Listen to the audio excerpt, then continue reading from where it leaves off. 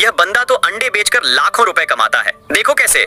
दरअसल दोस्तों, यह बंदा बहुत गरीब रहता है और जब यह बंदा छोटा था तभी से इसकी माँ अंडा बेचकर परिवार की गुजारा करती थी। लेकिन बंदे की 15 वर्ष के आयु में ही उसकी माँ की मृत्यु हो जाती है और यह बंदा बहुत परेशान हो जाता है और अपनी जीविका चलाने के लिए बंदे ने उसी अंडे की दुकान को बहुत ही बढ़िया ढंग से चलाने लगता है और कुछ अलग तरीके से अंडे को बनाकर बेचने लगता है, जिसे देखकर लोगों की भीड़ लग जाती थी अंडे खाने के लिए।